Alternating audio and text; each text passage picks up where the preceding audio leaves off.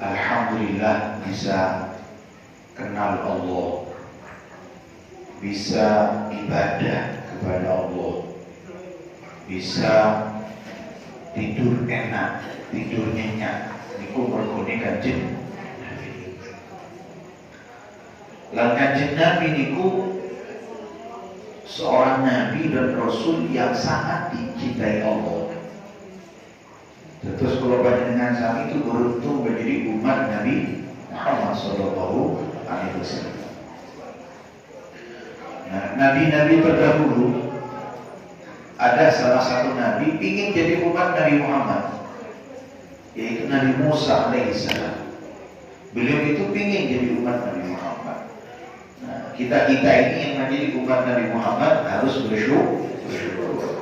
Dengan cara apa kita mewujudkan syukur kepada Allah dengan lahirnya Kanjeng Nabi Muhammad SAW?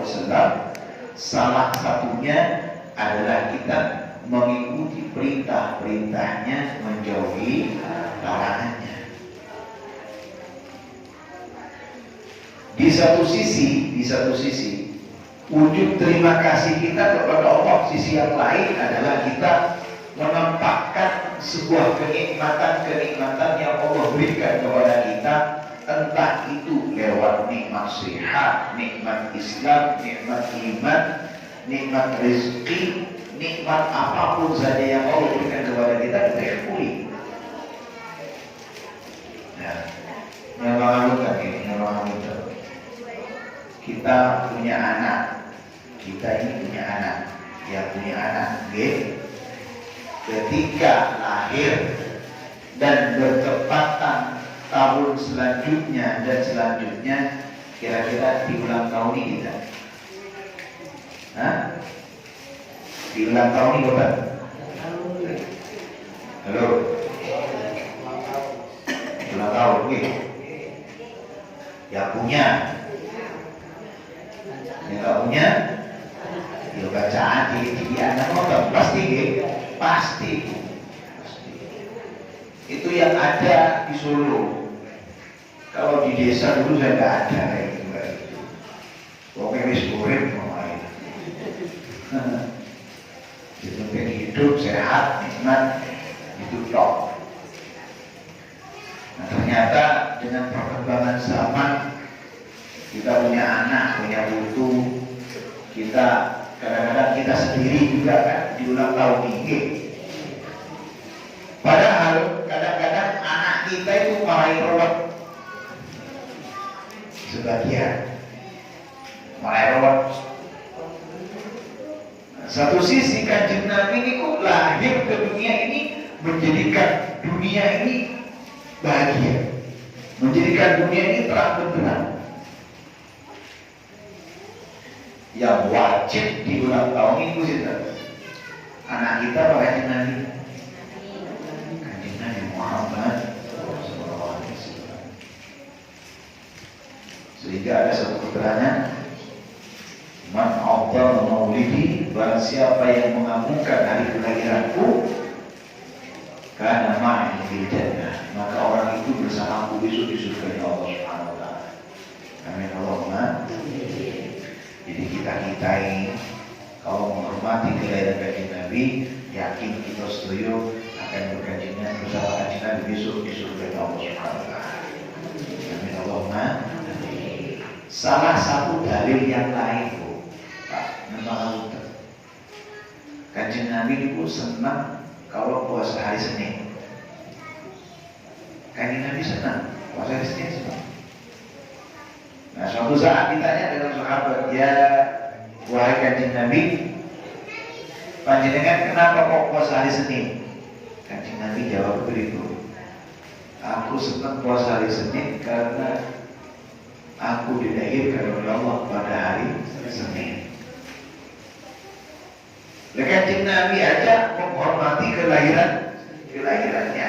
Lalu kenapa kita tak boleh sebagai umatnya? Nah, sehingga kadang-kadang sebagian orang Jawa itu diambil dalil, dibuat dalil untuk yang disebut dengan puasa weton. Puasa weton katanya. Jadi puasa hari kelahiran. Itu namanya puasa weton. Itu menurut orang-orang Jawa. Lalu Jawa yang juga apa?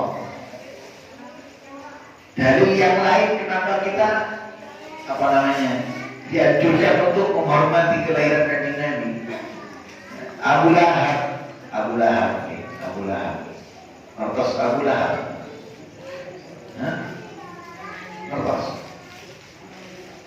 Mertos namun dia Abu Lahab. Nama Al-Quran nanti kepanggil Kere. ini kita sampai pulau.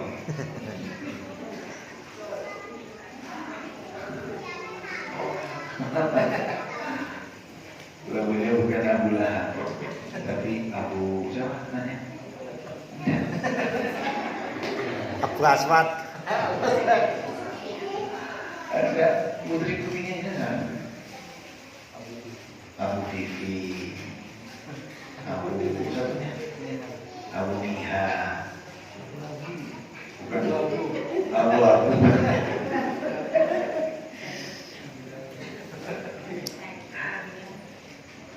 Abu Hurairah. Kalau beliau Abu Jumat.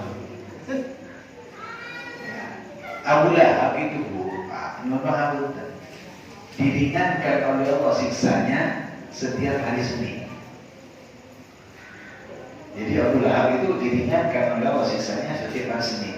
Kenapa kok setiap hari Senin diringankan siksanya oleh Allah? Bahkan tidak disiksa.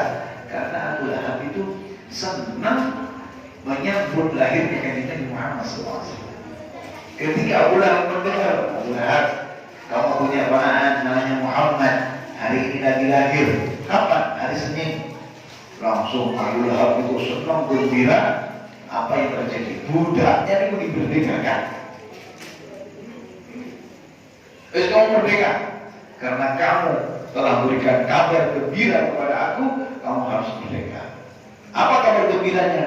Membawa kabar gembira bahwa Nabi Muhammad SAW lahir pada hari Senin, termasuk keponakan Abu Lahab. Loh, nyopang Abu Lahab itu kepanggil nama Kanjeng Nabi, pamannya Nabi. Tapi Abu Lahab memusuhi Kanjeng Nabi. Jadi kalau misalnya ada dalam lingkup keluarga itu kok dimusuhi paman, dimusuhi bibi, dimusuhi dulur, ini biasa. Di zaman Nabi sudah ada. Jadi kita tak usah ribut-ribut, semuanya pasrahkan kepada Allah. Jadi kita ini berhak untuk menghormati kelahiran Kanjeng Nabi. Lalu misalnya ini uang, oh itu nggak usah diperingati. Nah berarti orang itu tidak percaya Kanjeng Nabi, ya, tidak suka Kanjeng Nabi. Kanjeng Nabi niku ana waladi Sayyidi Adam. Dalam keterangan yang lain, saya itu termasuk pimpinan anak Adam. Artinya Kanjeng Nabi itu berhak juga dipanggil Sayyidina, seorang pemimpin. Karena kadang-kadang sebagian itu tak mau pakai Sayyidina, Allahumma sholli ala Muhammad. Padahal itu sangat kurang sopan. Jadi dipanggil, kalau Kanjeng Nabi itu Allahumma sholli ala Sayyidina Muhammad. Memang awal dewi kadang-kadang anak-anak kita dan awal dewi ini panggilan apa?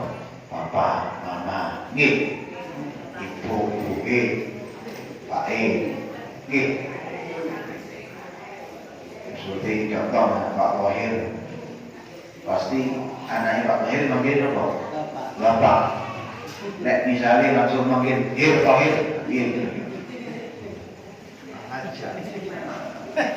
kurang sopan. Masa Samsul ini putri-putrinya panggil abinya, panggil abi sama Masa Samsul. Kalau misalnya Sul, kalau dia Sul, Kira-kira apa itu? Hah? Ini namanya tak ceplok. Tak kepok orang Kristen. Masya Allah. Jadi Sayyidina itu panggilan untuk menghormati, penghormatan. Boleh, tak apa-apa. Karena itu juga pengakuan Kanjeng Nabi, bahwasanya Kanjeng Nabi itu adalah seorang pemimpin daripada pemimpin yang Sayyidina. Allahumma sholli ala Sayyidina Muhammad. Allahumma sholli ala Sayyidina Muhammad. Kau menang. Jawab. Allahumma sholli ala Sayyidina Muhammad. Yang mengungkap. Allahumma sholli ala Sayyidina Muhammad.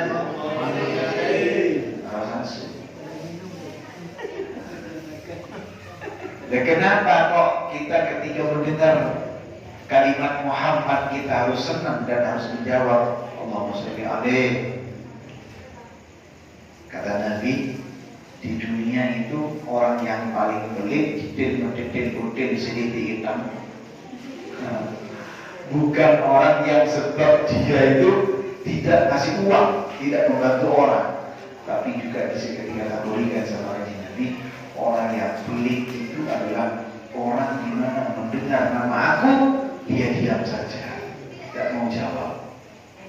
Jadi ketika kita mendengar nama Nabi Muhammad, maka dijawab dengan Allahumma sholli alaihi.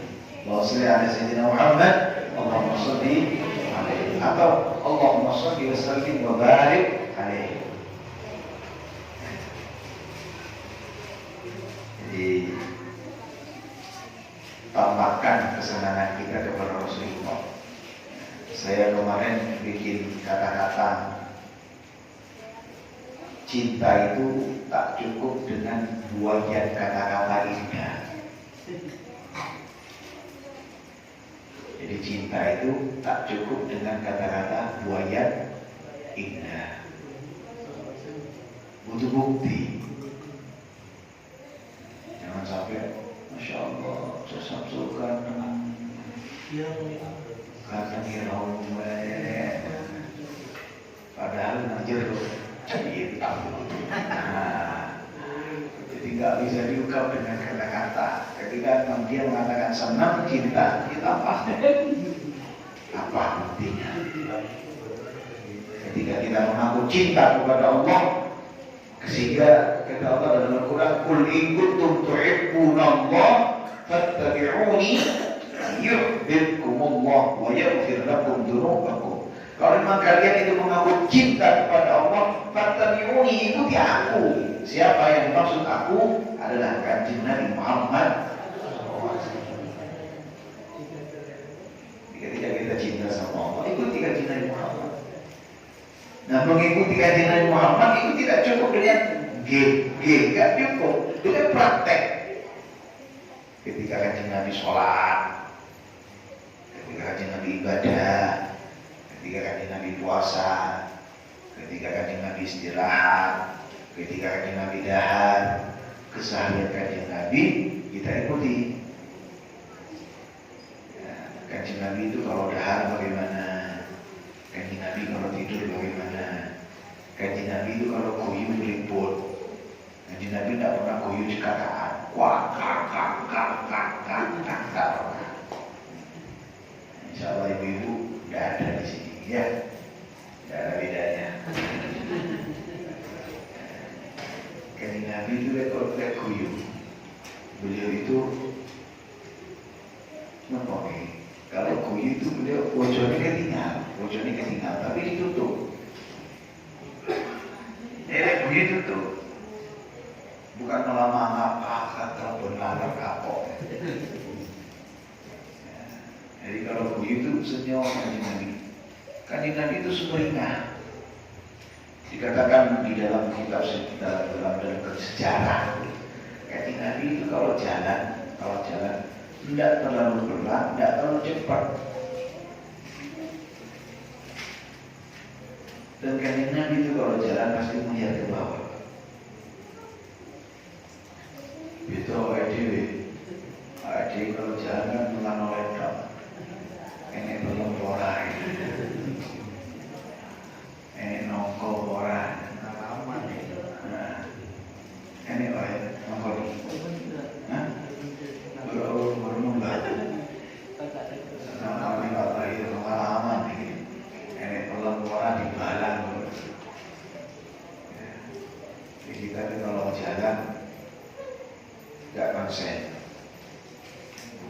konsentrasi.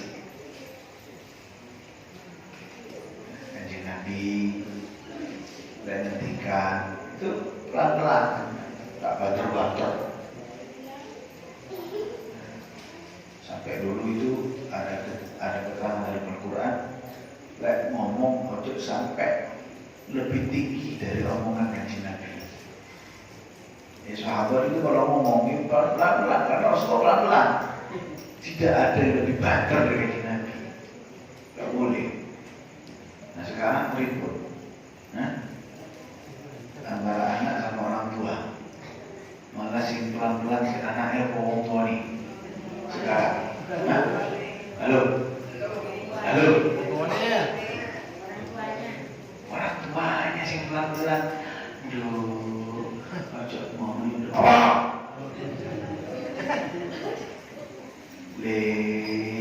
piye, gitu gitu. Atau Ngomong.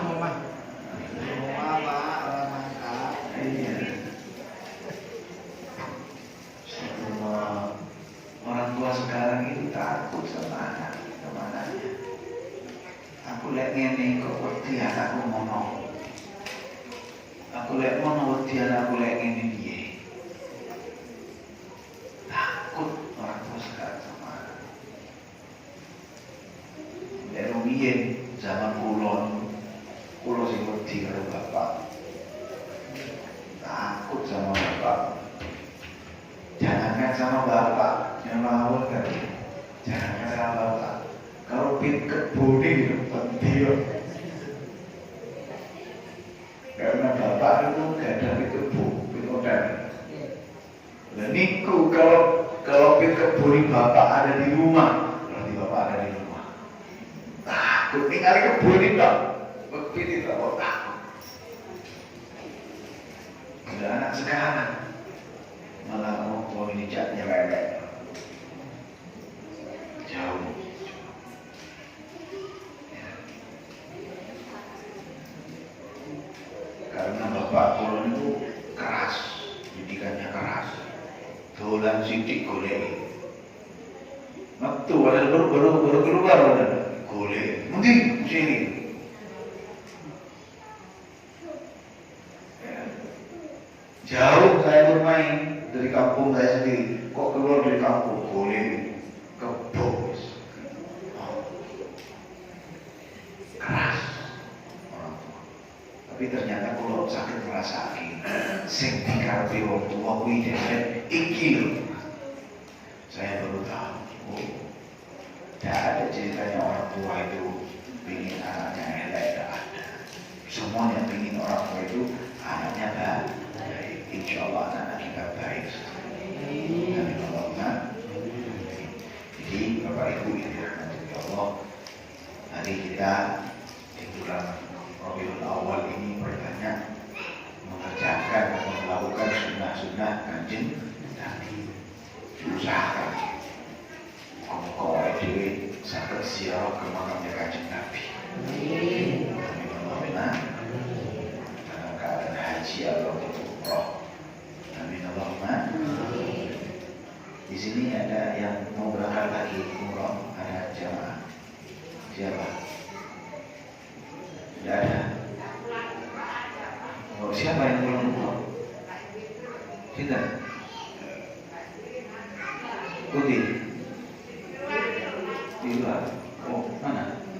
Oleh-oleh di. Orang oleh-oleh di.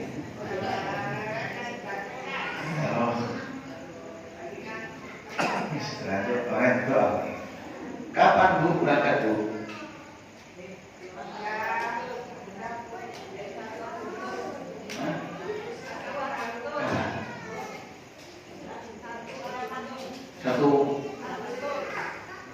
Agustus kemarin.